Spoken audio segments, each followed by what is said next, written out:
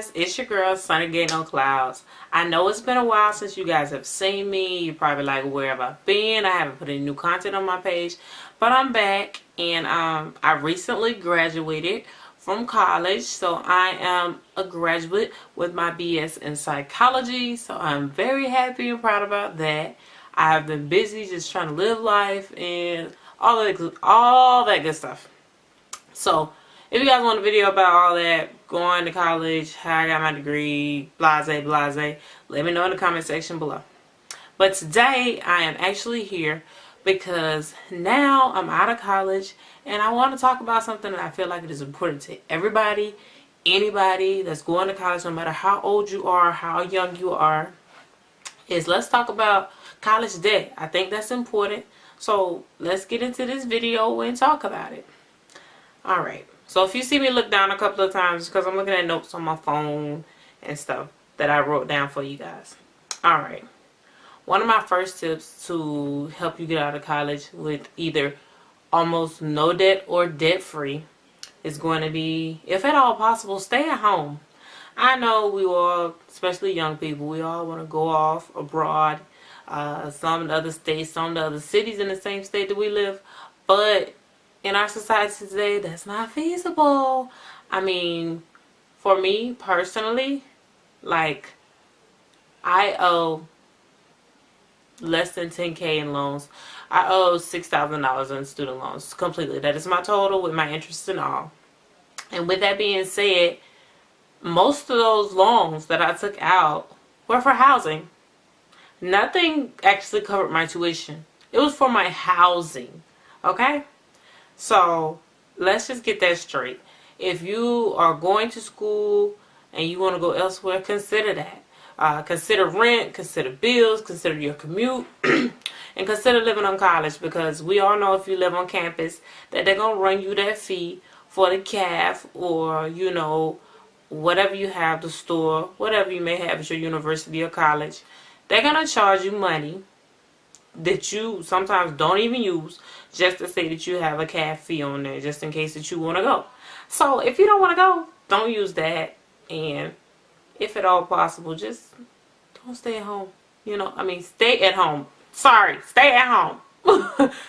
Excuse that. Stay at home, so that you can save your money and use that money elsewhere, as far as more important things like your books and different projects and stuff. Like sometimes you might need a new Mac computer, or you might need a new computer, or whatever that you may need for school. Consider that.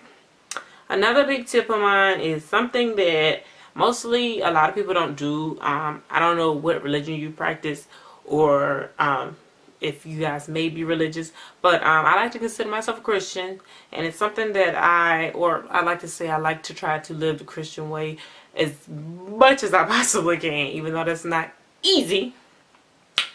I want to talk about tithing. I'm not going to go too in depth with it, because it is what it is and everybody has their own opinions, but tithing is a big thing that is talked about in the Christian community and Christian principles, no matter what denomination you are. Tithes and offerings. Tithes is a law in God's kingdom. It's talked about in the Old Testament. Some people don't believe in it since it wasn't brought up in the New Testament. But if you want to check for yourself, you can definitely check out Malachi 3:10, which always is a good one. It talks about how you bring all the tithes into the storehouse, that there may be meat in mine house, and prove me now, herewith saith the Lord of hosts, if I will not open up you the windows of heaven and pour you out a blessing, that not enough to receive it. And you can also check out Luke 6:38. That right there is one of the only places that you will find in the Bible that I know of, if I'm wrong, correct me, where God says, test him, show him, please, test him out, try me. That's basically what he's telling you, try me. And if I don't do what I say I'm going to do, you know, then I'm wrong, which he's not. But I encourage you all. Tithing has helped me completely. It's something I have never went without. I might not have had everything that I wanted, but I always had everything I needed. So if you hear me, if you're listening, if you just hit this part of the video, try tithing. It's a good thing. You will never regret it. Okay? Moving on. Let's talk about loans. The biggest thing that college students seem to have a problem with. Loans. Do not take out loans if you don't have to. If you're taking out loans for weave, don't do it. If you're taking out loans for cars or trucks, don't do it. If you're taking out loans to pay your rent for each semester, don't do it. Because let me tell you something, I've heard it all. From my friends, some people who are older than me, I heard it all. Please. I'll worry about that when I get up. I'll get in the military. I'm going to join the Peace Corps.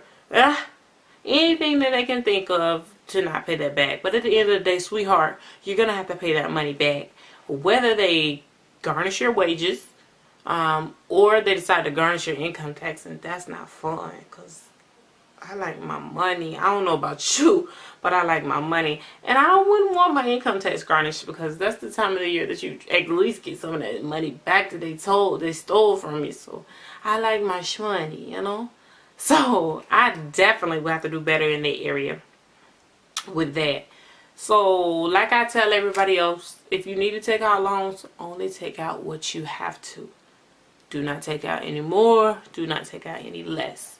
Because someday you're going to have to pay them back. And make sure you understand what loan you take out. All the private loans, Sallie Mae, the loans you get from the banks, those loans have high interest fees most of the time. And that's something that you do not want to deal with. If at all possible, just stick to whatever your FAFSA gives you. Those federal loans, direct, indirect, unsubsidized, Stafford loans, those are the best route to go. It's going to be low interest rates. And it's going to give you the best type of payment plan once you get out of school. You know, you have your 6 months grace period once you graduate. And then if you need to go in default and defer them a little bit longer, then go ahead. Because you may have not found a job. But everyone else, those other private loans like Sallie Mae or SunTrust or whoever you decide to take the loan out with, those people are going to be looking for their money. So it could be 2 or 3 months from when you take that loan out and you're in school and you can't be paying no money back, you know. So you got to consider all of that. Okay. And all those, something that I am not really big on is the Parent Plus loan. The Parent Plus loan is, if you don't know, is when you go and you get your parents to like basically co-sign on a loan for you. And it kind of runs off of their credit because most of the time us college students don't have any credit, but it runs off of their credit. And basically if you don't pay for it, then they have to pay for it. And I don't like that because I feel like that's a sucker move. I mean, your parents do enough for you, whether you have a single parent, a single mom, or single dad, or whatever, or both parents. Don't leave them like a stick in the mud having to pay that loan because you don't want to. Don't do it, okay? Let's talk about something else. Scholarships and grants. Scholarships save me. Okay? They save me. You save. Okay, I'm done. So, scholarships, grants. If at all possible, go to your school, go to your financial aid office. Yes, those women, men in there are horrible sometimes. They are no help. You have to do research on your own. See, that's where I come in. I'm going to help you get to the money, okay? So you fill out your FAFSA. That's step number 1. Make sure you fill that out. Step number 2, you go to the financial aid office. You seek out each and every ounce of money that there is. Some employers have scholarships. So look into your employer. If you are employed while you're in school, see if they will give you scholarships, okay? So when you do go, make sure you look at your university or your college's website for financial aid and see if they have I guess like a surplus of scholarships where you can fill out one application. Most of them do, where you fill out one application and you can be entered in each qualified scholarship that you are qualified for. Okay, so that basically means that like a board of trustees or board members or whatever you want to call them sit down and they all go through the possible applicants and they look at your application. Some you might have to write up a small paragraph, some you might have to present a video, some you might have to get recommendations from your professors, what have you. But they all sit down and decide on who they want to give the money to. And that is a good way to apply for a lot of scholarships and not have to do single applications. You know, most of the time it's usually about 25 or 30 scholarships that's up. And it is awesome. My last but least tip is stay employed. If you are in college, please hear me. Please hear me. Come here close. If you are in college and you can work while you are in school, please do so. That saved my life. I personally work 2 jobs. I know working is not for everybody. I know working 2 jobs is not for everybody, okay? Everybody cannot do it. Everybody cannot focus like that. But I had a choice, and then again, I had a lot of ambition and a lot of resilience with myself. So I pushed myself because I was adamant about not having to pay a ton of money back when I got out of school. So I worked 2 jobs. And working those 2 jobs were not easy. Late nights, early mornings, for real. Because one job I worked on the weekends, one job I worked during the week, and one job I worked early in the morning, and one job I worked late at night. Like when I say late at night, I mean like from the afternoon into the wee hours of the morning. I wouldn't get off to like 2 or 3 o'clock in the morning. And then sometimes I have to go to my other job and be there at 5 in the morning, and don't get out of there till like 10. So when you go and you work, save that money. It makes you so much more of a frugal person. Not just a frugal person, let me see. More of a conscious person about where your money's going, how's it getting spent, what is it getting spent on. Oh my God, I'm losing my lighting. Let me hurry up. So when I say that, you know, it teaches you how to budget. You know where your money's going. It helps you so you don't have to take out loans. So you don't have to stay in school an extra year. So you don't have to take extra classes. You know, it definitely helps. So make sure if you can work. Just work one job. If you can work during the summers, that's great too. Just save all your money from the summer. I mean, but who just wants to work during the summer? When you come home from school or when you're out of school, if you're not doing summer semester, who just wants to work? That sounds lame. I would much rather be working all year long and kind of work a little bit during the summer, but kind of enjoy my summer, you know?